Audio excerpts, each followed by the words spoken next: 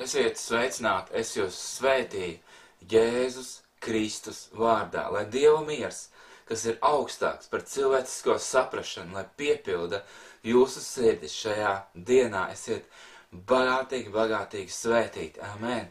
Un es šodien lasīšu no Jāņa evaņģēlija, tad Jāņa evaņģēlijas 8. nodaļa no 1. panta līdz 11. pantam.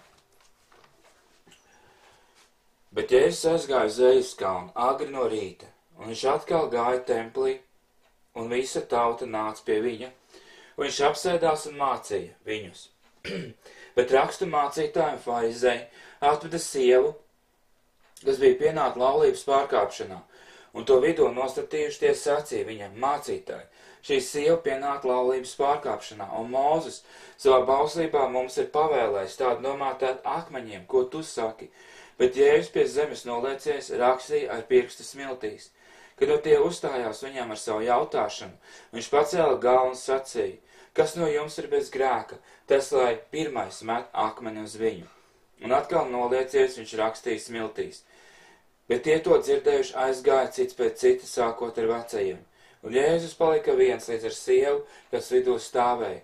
Un Jēzus atkal galvu pacēlis, sacīja viņai: sieva, kur viņi ir?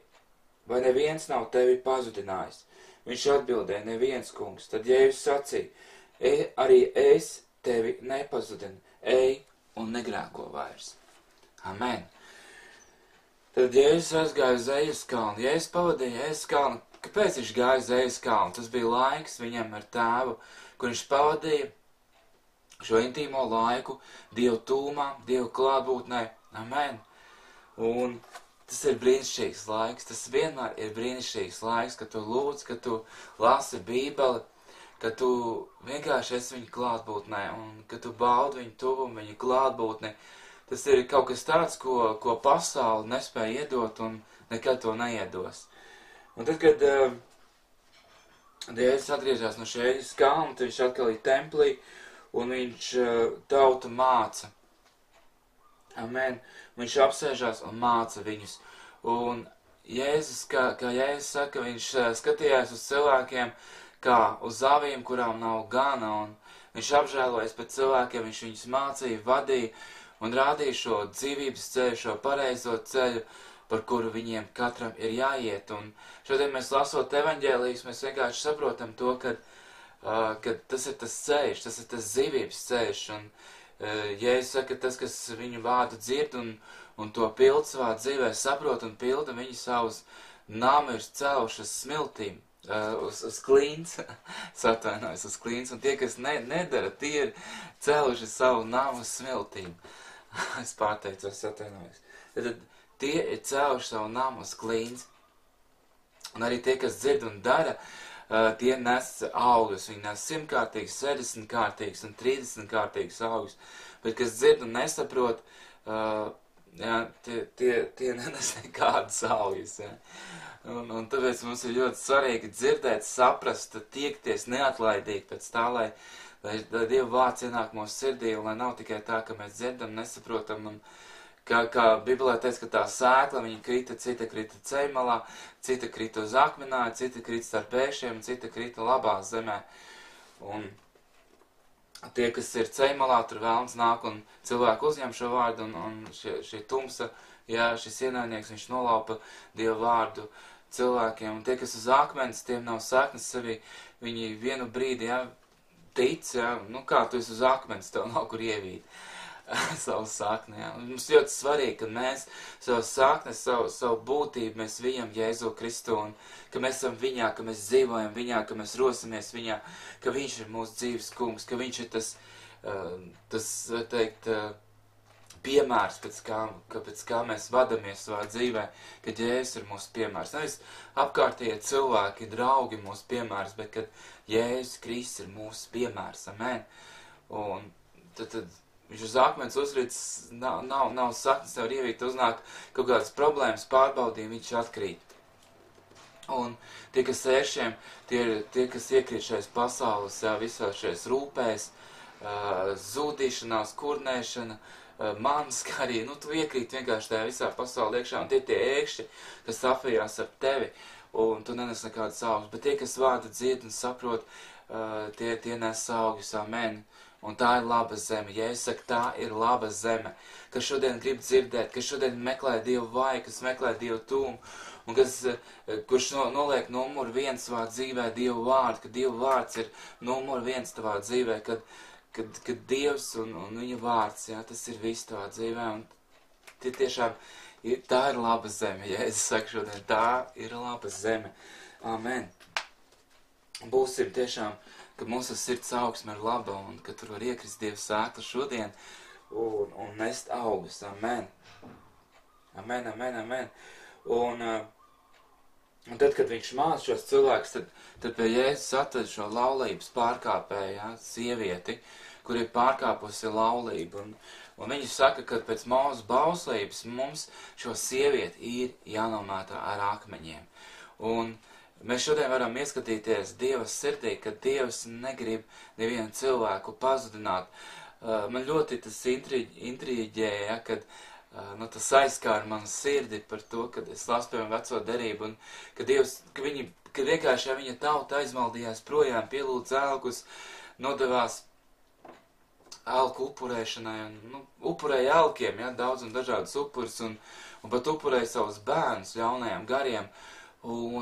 Bet tad Dievs teica, bet ja jūs atgriezīsieties, ja jūs nožēlosiet un atgriezīsieties pie manis, es jūs acu mirklī apžēlošos, es acu mirklī pa jums apžēlošos. Dievs ir žēlīgs un žēlsirdīgs. Un mēs nevaram paņemt, ja, tagad burti tagad, kā šie farizēji un rakstu mācītāji, viņi ļoti strikti, ja, attiecās pret cilvēkiem, ja. Un mēs varbūt arī pat kristieši reizēm pat aizmirstam to, kas par mums ir apžēlojis. Kāpēc mēs esam tas, kas mēs esam šodien, tas arī no viņa žēlstības. Tas ir tāpēc, ka Jēzus par mums apžēlojas, tāpēc, ka viņš nāca un nomazgāja mūsu grēkus. Un ja mēs šodien varam būt svēti, tīri un Dievs maina mūs, tad tas ir pateicība viņam, un tas nav mūsu nopelns. Tad bieži vien mēs aizmirstam un sākam tiesāt cilvēkus apkārt, un kā šie farizēji un raksta mācītāji, viņi neizskatījās to, kas par viņiem apžēlojas, kas izmainīja viņu dzīvi, un tas bija Dievs, un kā Jēzus saka, man patīk žēlstība, ja, man nepatīk upurs, man patīk žēlstība, un amen, amen, un tad, kad viņi noved šo sievieti pie Jēzus, tad, jā, un viņi saka pēc Mūzes bauslības sanomātā ar akmeņiem, tad Jēzus raksta ar pirksta smiltīs, un šīs divas iepriekšējās dienas, ja, divas šos iepriekšējos pēdējos runāja par to, kad kuru vārdu tiek rakstīts smiltīs, to vārdu, kuri atstājuši ar Dievu, kuri atstājuši šo dzīvības ūdens avotu, kuri ir atstājuši, pametuši Dievu, sākuši dzīvot savu dzīvi, to vārdu tiek rakstīts smiltīs. Bet tie, kas dzīvo ar Dievu, to vārdu tiek rakstīts dzīvības grāmatā. Amen. Un ir arī, protams, tāds skaidrojums, ka viņš rakstīja šo farizēju rakstu mācītāju grēkus, ja, bet tajā pašā laikā mēs arī varam teikt, ja, ka viņš varbūt rakstīja viņu vārdu smiltīs. Ja, un tie bija farizēju rakstu mācītāji, kur ļoti labi pazina rakstus. Ja. Ļoti labi pazina rakstus. Un ja es atkal galvu pacels sacīju viņiem, kur viņi ir, kad viņi aizgāja projām? Viņi aizgāja tajā brīdī, kad Jēzus pateica, kurš ir bez grēka, lai meta pirmais akmeni. Un tad viņi aizgāja viens pēc otru, viņš noliecies atkal rakstīja, ja, pirkstu smiltīs, un viņi aizgāja projām, sākot ar vecajiem. Un tad Jēzus uzdeva jautājumu šai sievietē, vai neviens tevi nav pazudinājis. Un viņi saka, neviens. Un Jēzus saka, es arī tevi nepazudinu, ej un negrēko vairs. Un tad Dievs nav ieinteresēts tevi pazudināt. Dievs nav ieinteresēts tevi pazudināt. Viņa interesēs, viņa sirdī ir tevi glābt. Viņa sirdī ir tevi atbrīvot. Viņa sirdī ir darīt tevi brīvu, nomazgāt ar savām asnīm tevi un darīt par tīru, šķīstu un svētu cilvēku. Un Dievs atbrīvos tevi un dziedinās tevi, nāc pie viņa. Nāc šodien pie viņa, kā vēl nekad, Jēzus gaida šodien katru cilvēku pie sevis. Un Jēzus nevēlas, lai tu nonāktu ellē, viņš vēlas, lai tu nonāktu dzīvībā, mūžīgajā dzīvībā, lai tu dzīvotu vienmēr kopā ar viņu, un lai tu būtu viņa klātbūtne, lai tu iemīlētu viņu. Un lai Dievs dod, ka šodien tavs sirds atverās Jēzum, un ka tu viņu vairāk un vairāk iemīli un seko un domā par Jēzu dienām un naktīm. Amen. Dienām un naktīm, kad tu domā par Jēzu Kristu, tu būsi tiešām kā koks, kas stādīts ūdens upē, kas vienmēr laikā nesīs augus, un viss, ko viņš dara, viņam labi izdosies. Amen.